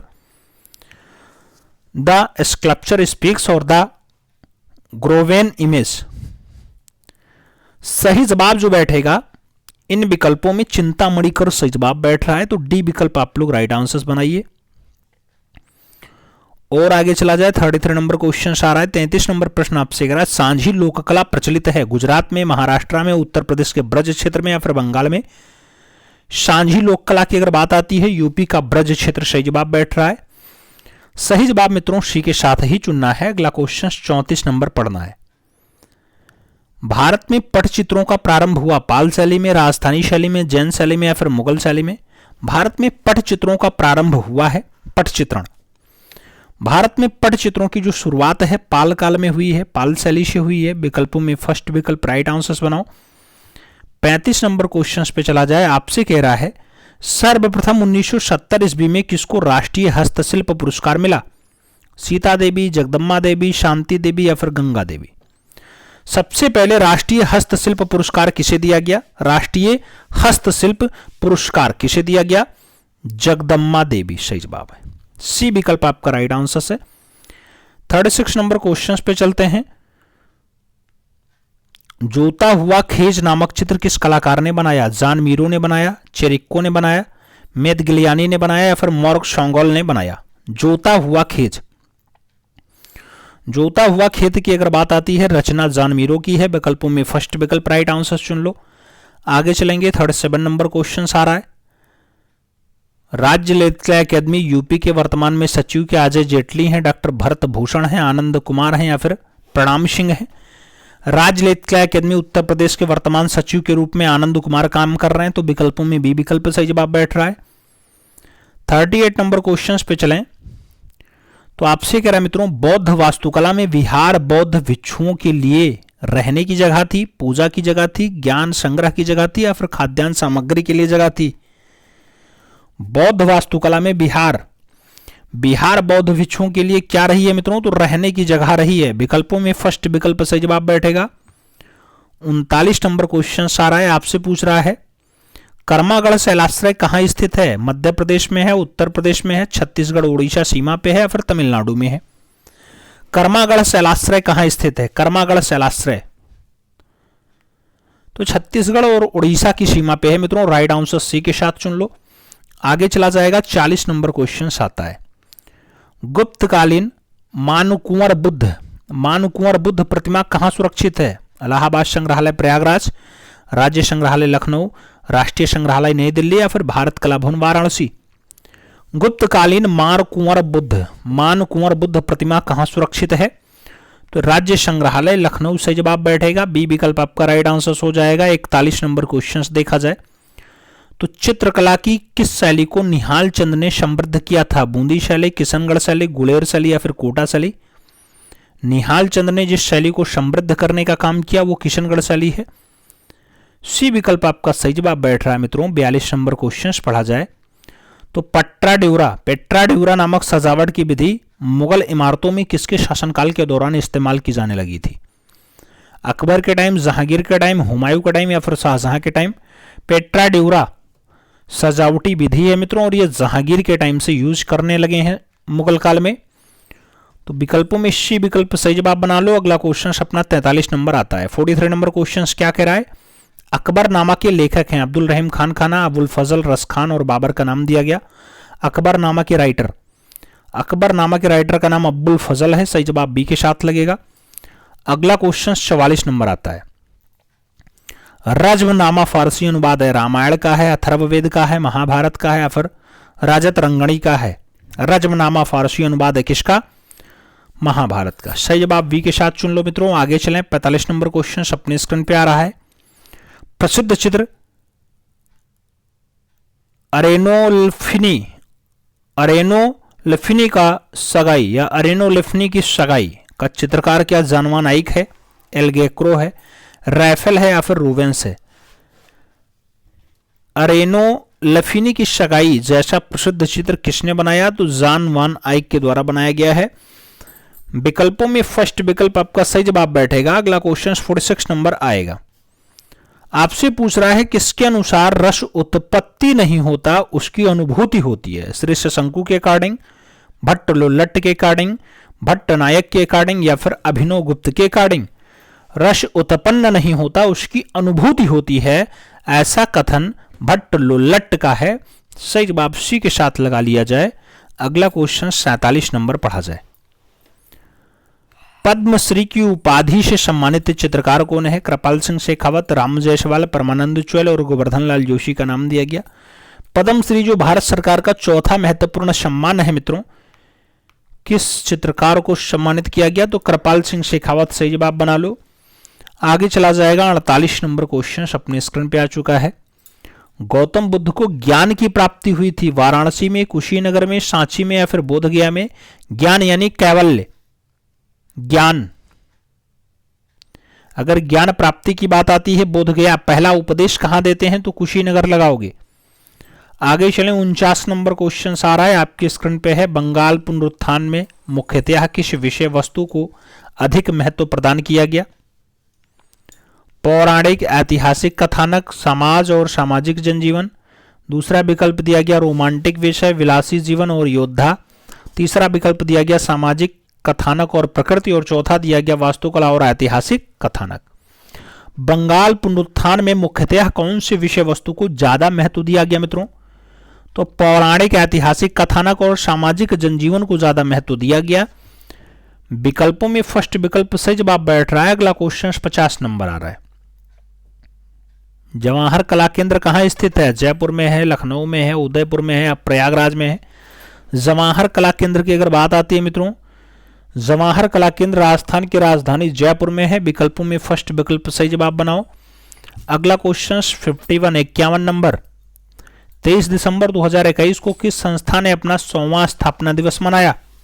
विश्व भारती शांति निकेतन, भारत कला भवन काशी हिंदू विश्वविद्यालय वाराणसी, भारत भवन भोपाल या फिर ललित कला अकादमी नई दिल्ली?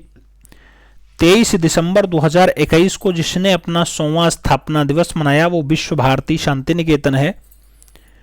विकल्पों में फर्स्ट विकल्प सही जवाब बैठेगा। अगला क्वेश्चन 52 नंबर आएगा।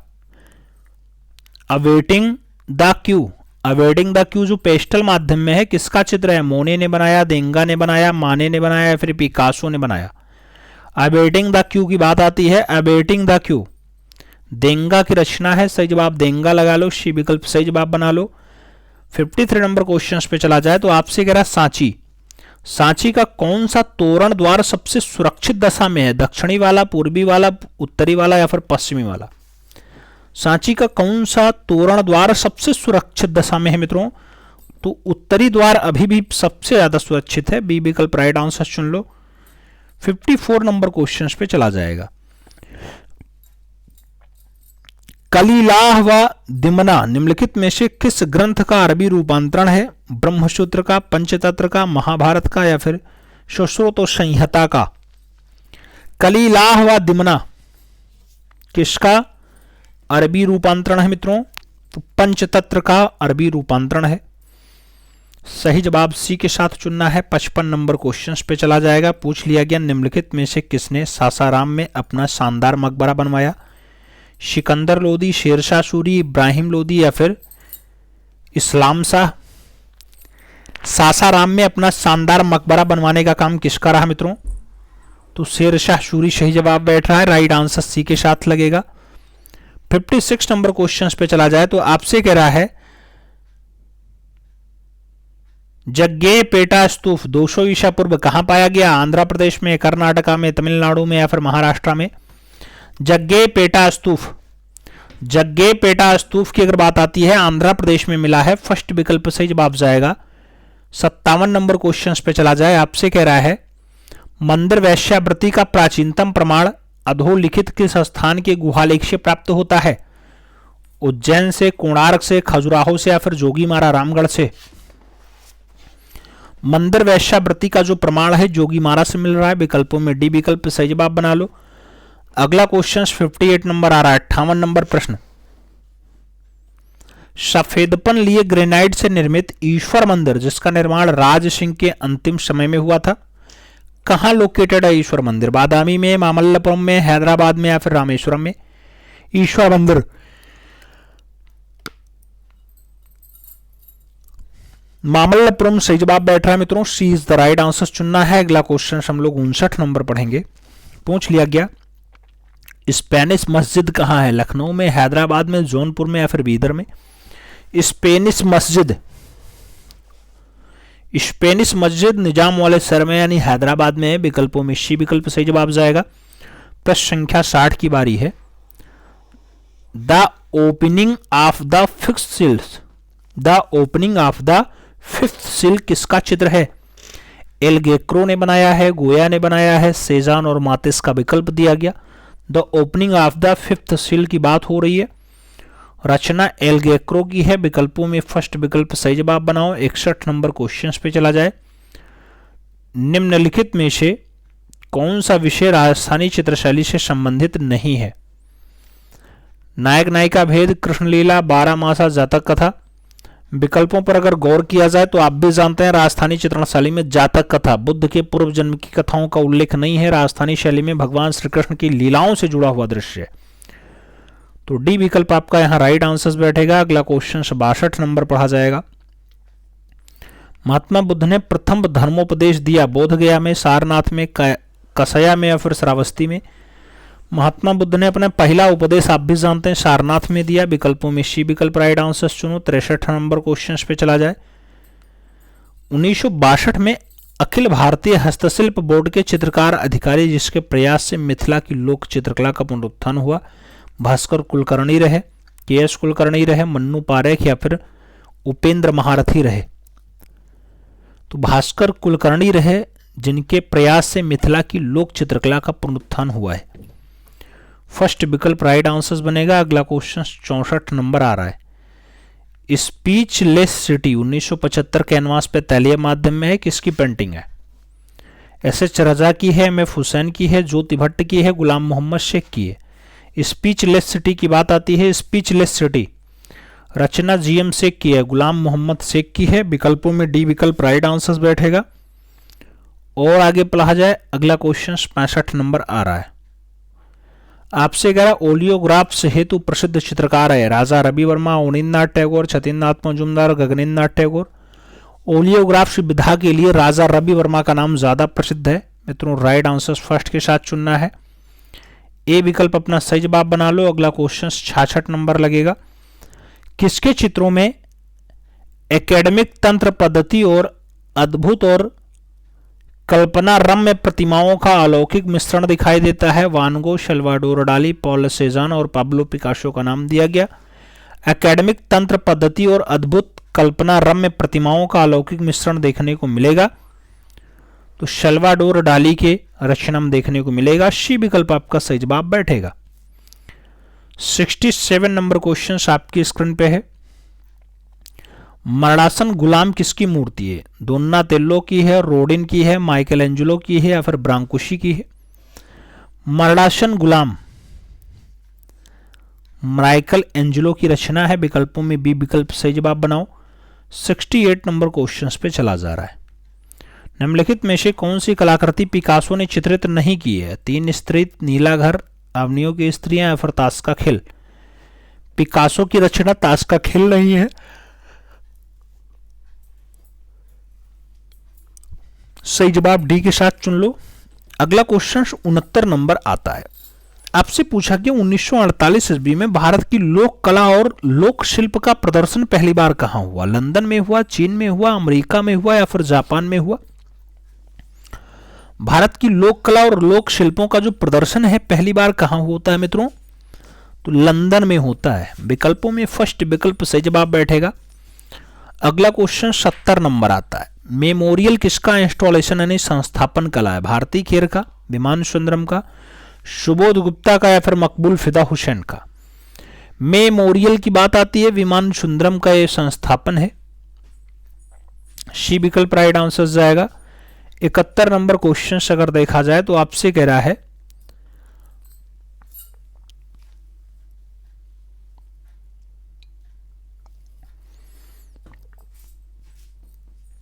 निम्नलिखित में से श्रेष्ठ प्रभाववादी चित्रकार थे?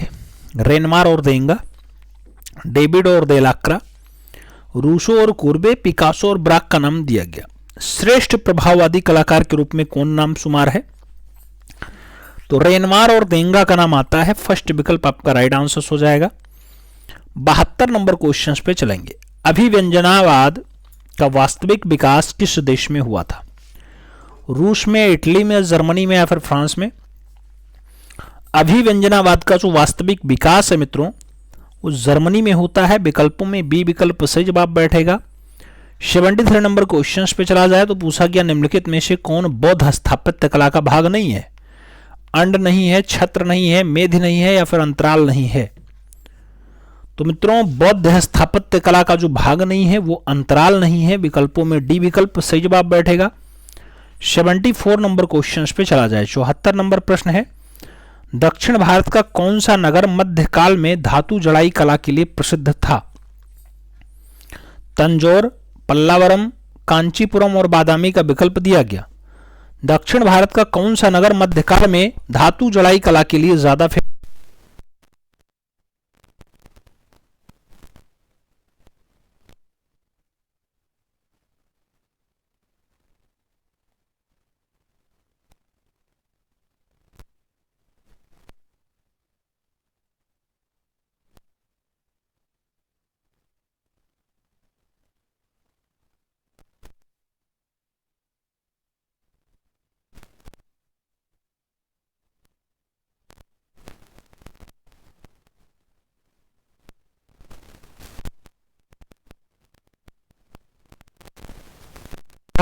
माखन लड्डू कहाँ लोकेटेड है, कहाँ स्थित है? महाबलीपुरम में, बादामी में, आईहोल में या फिर मथुरा में? कृष्ण का माखन लड्डू, कृष्ण का माखन लड्डू जहां लोकेटेड है, जहां स्थित है, वो स्थान महाबलीपुरम है। फर्स्ट विकल्प सही जवाब जा रहा है। 77 नंबर क्वेश्चन पे हम लोग चल रहे हैं। 77 आपसे कह रहा है गुप्तकालीन धामेक स्तूप कहाँ स्थित है? चंपारण में है, सांची में है, कौशाम्बी में है या फिर सारनाथ में है? गुप्तकालीन धामेक स्तूप सारनाथ में है मित्रों। राइट आंसर डी के साथ लगाना है। अगला क्वेश्चन 78 नंबर पे चलते हैं। अंबा विलास पैलेस कहाँ स्थित है? बेंगलुरु में, वडोदरा में, मैसूर में और पाटन में विकल्प दिया गया है। अंबा विलास पैलेस की बात आती है, मैसूर में स्थित है। बी विकल्प सही जवाब जाएगा। 79 नंबर क्वेश्चन अपने स्क्रीन पे ये रहा।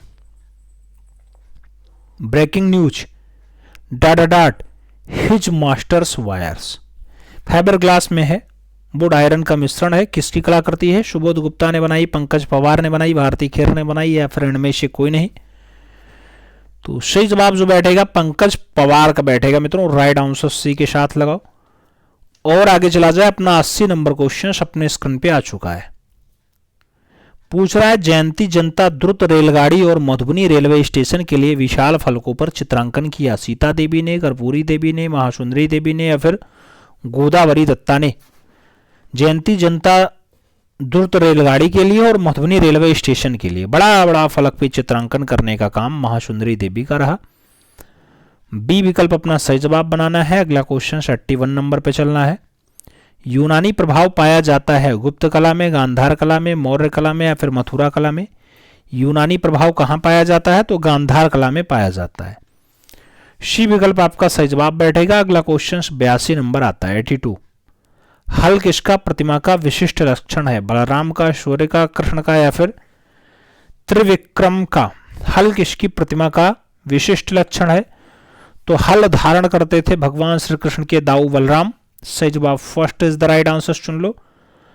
अगला क्वेश्चन 83 नंबर आता है। 83 नंबर प्रश्न है, पूछा गया तिंगवा का मंदिर किस नाम से प्रसिद्ध है? 64 योगिनी, दुर्गा मंदिर, चितावरी मंदिर या फिर कंकाली देवी का मंदिर? तिंगवा का मंदिर का जो नाम है मित्रों कंकाली देवी के नाम से फेमस है। तो डी विकल्प सही जवाब लगा लो।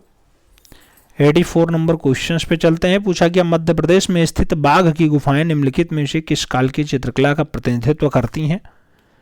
मौर्य काल, कुषाण काल, गुप्त काल, राजपूत काल का नाम दिया गया। सही जवाब की अगर बारी आती है तो गुप्त काल सही जवाब बैठता है। बी विकल्प राइट आंसर है। 85 नंबर क्वेश्चन पे चला जाए तो मानिनी राधा निजी संग्रहालय में है, किसका चित्र है? रवि वर्मा का है, अवनींद्रनाथ टैगोर का है, छतीन्द्रनाथ मजूमदार का या फिर इनमें से कोई नहीं? मानिनी राधा जैसा प्रसिद्ध दृश्य भारत का तैलीय आर्टिस्ट बनाएगा, नाम राजा रवि वर्मा होगा, केरला किलिमन्नूर में जिसका जन्म होता है। फर्स्ट विकल्प सही जवाब बना लो। 86 नंबर क्वेश्चन पे चला जाए। किस मकबरे को दार उल अमन या फिर शांति स्थल कहा जाता है? हुमायूं का मकबरा, गयासुद्दीन तुगलक का मकबरा, इल्तुतमिश का मकबरा या फिर सिकंदर लोदी का मकबरा? दार उल अमन या फिर शांति स्थल गयासुद्दीन तुगलक के मकबरे को कहा जाता है। तो बी विकल्प अपना सही जवाब बनाओ और आगे चलें। 87 नंबर क्वेश्चन पढ़ा जा रहा है मित्रों। जाक लुई डेविड और जिया आंगुस्त डोमिनिक अंग फ्रेंच चित्रकार किस कला के प्रतिनिधित्व करता थे? बरोक कला, नवशास्त्रीयतावाद, रोमांसवाद या फिर प्रभाववाद? जाक लुई डेविड और जिया आंगुस्त डोमिनिक अंग फ्रेंच चित्रकार कौन सी कला का प्रतिनिधित्व करते रहे मित्रों? तो नवशास्त्रीयतावादी कलाकार के रूप में इनकी प्रसिद्धि है। बी विकल्प सही जवाब जाएगा। अगला क्वेश्चन अपना 88 नंबर पढ़ा जाएगा। प्रिंट मेकिंग क्षेत्र में किसकी प्रसिद्धि है? राजेंद्र प्रसाद, अवधेश मिश्र, श्याम बिहारी अग्रवाल, प्रोफेसर जय कृष्ण अग्रवाल? प्रिंट मेकिंग क्षेत्र में किसकी प्रसिद्धि है? प्रिंट मेकिंग तो जय कृष्ण अग्रवाल सही जवाब बैठता है। डी विकल्प अपना राइट आंसर जाएगा।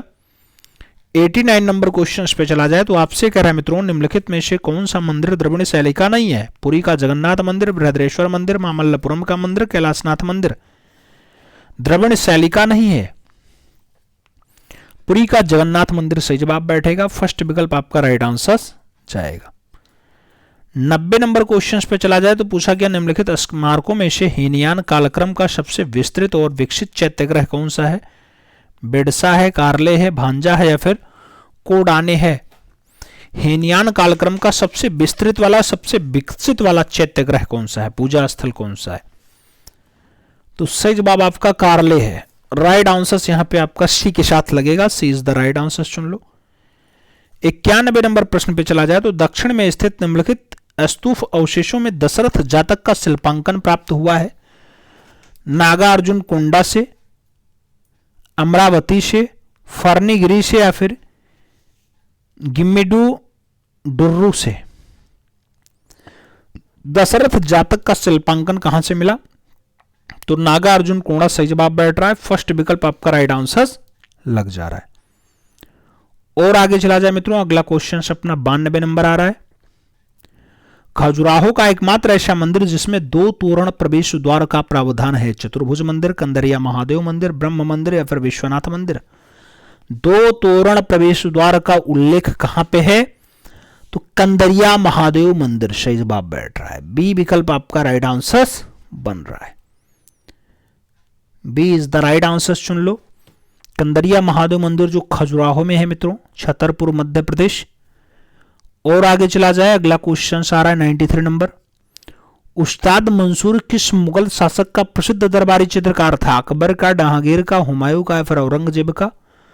उस्ताद मंसूर किसके टाइम का था मित्रों? तो उस्ताद मंसूर जिसका बाज पक्षी रचना विश्व प्रसिद्ध है, वो सलीम के काल का चितेरा है। सलीम अकबर का पुत्र होता है, जहांगीर उसका नाम है। तो विकल्पों में सी विकल्प राइट आंसर बना लो। 94 नंबर क्वेश्चन से देखा जाए तो एलोरा की कौन सी गुफा छोटा कैलाश के नाम से फेमस है? 21 नंबर, 30 नंबर, 26 नंबर या फिर 32 नंबर? छोटा कैलाश किसे कहते हैं? तो गुफा संख्या 30 को छोटा कैलाश कहते हैं। और कैलाशनाथ मंदिर किसे कहते हैं? तो 16 नंबर गुफा को कैलाशनाथ मंदिर कहा जाता है।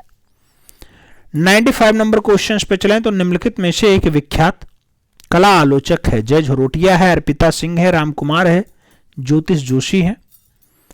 एक प्रख्यात विख्यात कला आलोचक है। एक फेमस कला आलोचक के रूप में अगर नाम देखा जाए तो इन विकल्पों में ज्योतिष जोशी सही जवाब बैठेगा। डी विकल्प अपना परफेक्ट आंसर लग जाएगा मित्रों। 96 नंबर क्वेश्चन पे चलें। वास्तुकला में उरुश्रृंग क्या है? उरुश्रृंग प्रवेश द्वार है, लघु शिखर है, बितान है यानी भीतरी छत है या फिर भित्ति है? उरुश्रृंग क्या है? तो वास्तुकला में उरुश्रृंग जो है लघु शिखर होता है, छोटा वाला शिखर। बी विकल्प सही जवाब बैठेगा। 97 नंबर क्वेश्चन पे चलेंगे। होयसलेश्वर एवं चित्राकेशव मंदिर किस होयसल शासक के संरक्षण में बनवाया गया था? नरसिंह प्रथम, बीरबल्लाल, विष्णुवर्धन या फिर नरसिंह द्वितीय? होयसलेश्वर मंदिर और चित्राकेशव मंदिर किस होयसल शासक के संरक्षण में बनाया गया? तो सही जवाब विष्णुवर्धन है। सी विकल्प आपका राइट आंसर है। और आगे चला जाएगा। 98 नंबर क्वेश्चन आ रहा है मित्रों, आपसे पूछ रहा है गोपुरम कहां के मंदिरों की विशेषता है? उड़ीसा के, गुजरात के, तमिलनाडु के या फिर उत्तर प्रदेश के? गोपुरम गोपुरम तमिलनाडु के मंदिरों की विशेषता है। बी विकल्प आपका राइट आंसर जाएगा। और आगे चला जाए, 99 नंबर प्रश्न पूछा जाए तो कह रहा है डाहल कला शैली में किस देव प्रतिमा की प्रधानता है? बुद्ध की, जैन की, शिव की या फिर सूर्य की? डाहल कला शैली, डाहल कला शैली में भगवान शिव की प्रधानता है। बी विकल्प राइट आंसर जाएगा। 100 नंबर प्रश्न देखा जाए मित्रों, 100 नंबर क्वेश्चन आपसे कह रहा है दिल्ली के लाल किला का निर्माण किसने कराया था? अकबर ने कराया, शाहजहां ने कराया, जहांगीर ने कराया, फिर औरंगजेब ने करवाया? दिल्ली का लाल किला बनाने का काम शाहजहां का है। सही जवाब शाहजहां यानी खुर्रम लगाओ। सी विकल्प अपना राइट आंसर बनाओ। 101 नंबर क्वेश्चन पे चला जाए तो आपसे कह रहा है कि स्मारक को दक्कन का ताजमहल कहा जाता है या दक्षिण का ताजमहल कहा जाता है? बीबी का मकबरा, मोती मस्जिद, जामे मस्जिद या फिर औरंगजेब का मकबरा? दक्षिण का ताजमहल या फिर दक्कन का ताजमहल किसे कहा जाता है? तो औरंगजेब की बीबी है उसका मकबरा है, बीबी का मकबरा उसका नाम होता है। या कभी कभी ताजमहल का फूहड़ नकल भी से कहा जाता है, औरंगाबाद में है। ए विकल्प सही जवाब जाएगा। अगला क्वेश्चन 102 नंबर आता है। पूछा गया निम्नलिखित में से कौन भारत में दोहरे गुम्बद का प्राचीनतम मुगलकालीन उदाहरण माना जाता है? हुमायूं का मकबरा दिल्ली, जामा मस्जिद दिल्ली, इत्मातुद्दौला का मकबरा आगरा और मोती मस्जिद आगरा। दोहरे गुम्बद का पुराना उदाहरण कौन सा है मित्रों? तो हुमायूं का मकबरा दिल्ली सही जवाब बैठेगा। फर्स्ट विकल्प आपका राइट आंसर हो जाएगा।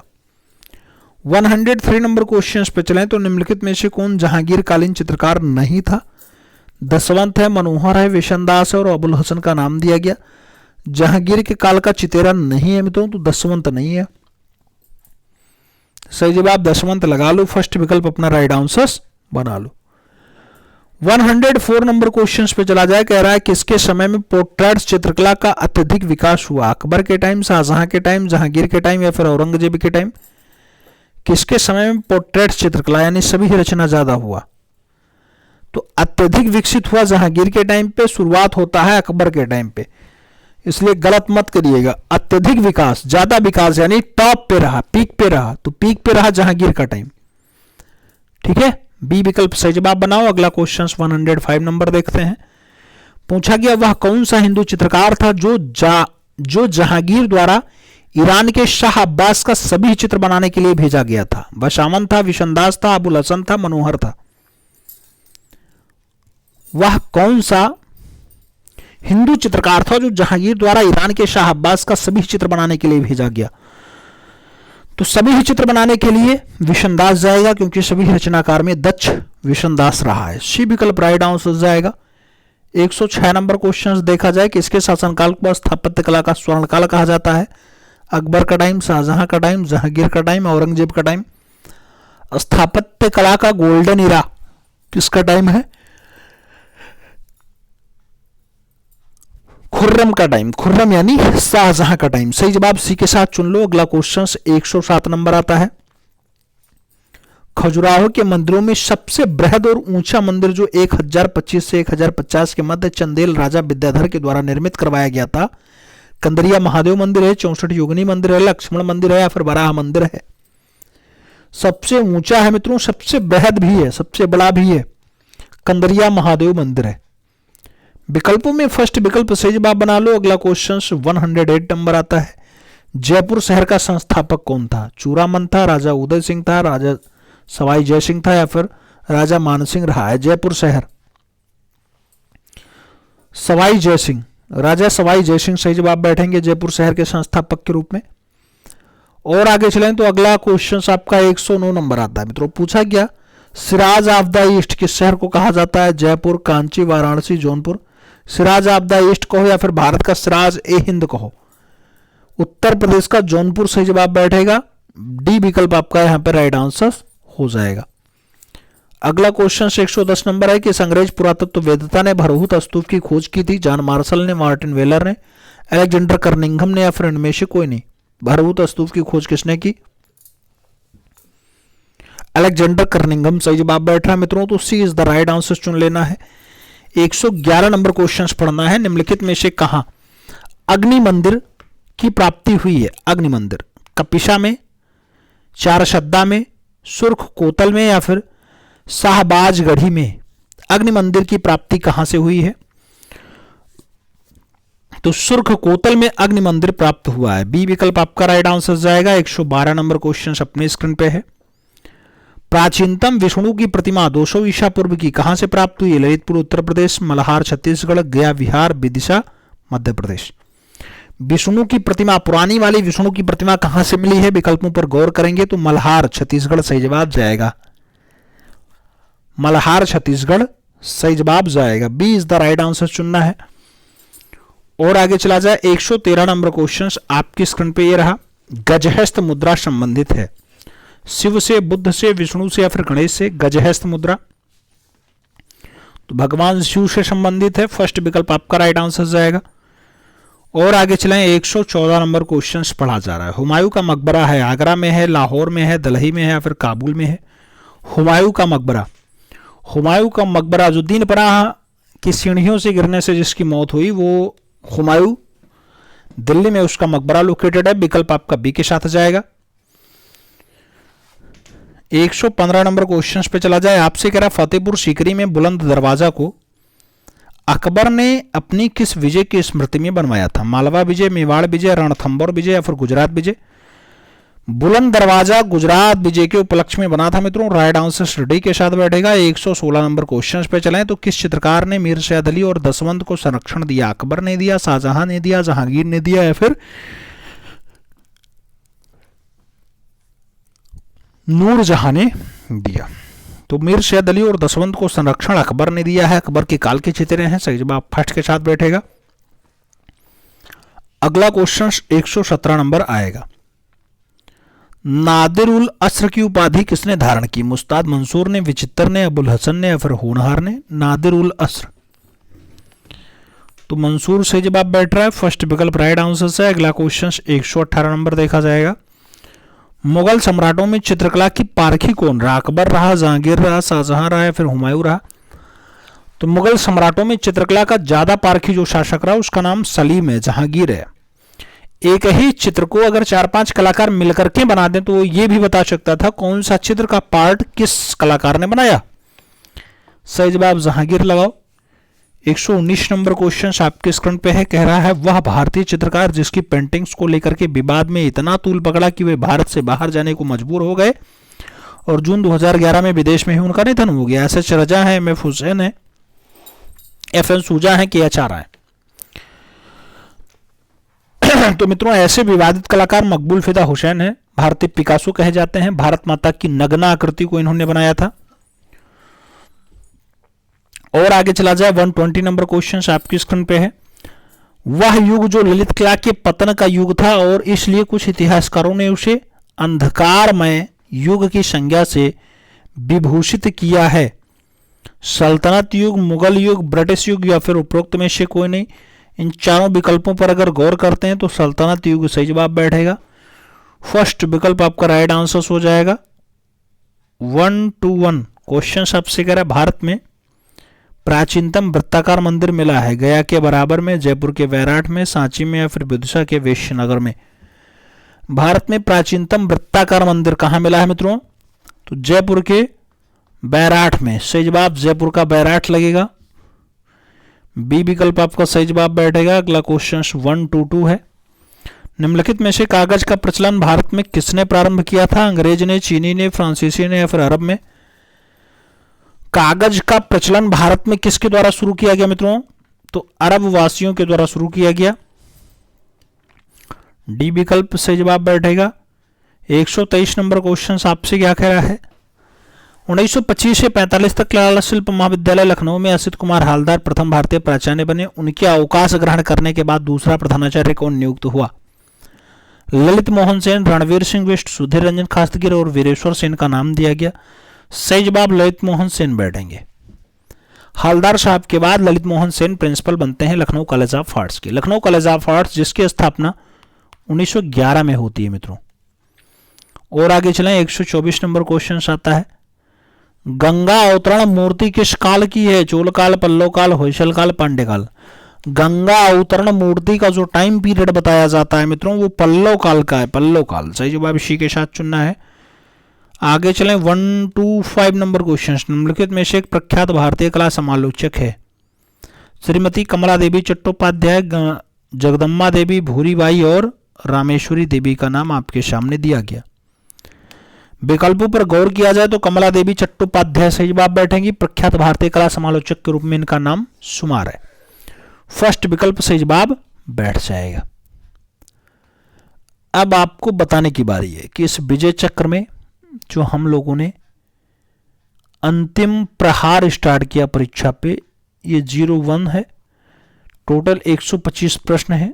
आपने कितना तुक्का सही सही मारा ईमानदारी पूर्वक बताइएगा। चैनल पर नए हैं तो सब्सक्राइब करिएगा, बेल आइकन जरूर प्रेस करिएगा जिससे नोटिफिकेशन समय से मिले और आप चैनल का भरपूर लाभ समय से प्राप्त करते रहें। ओके।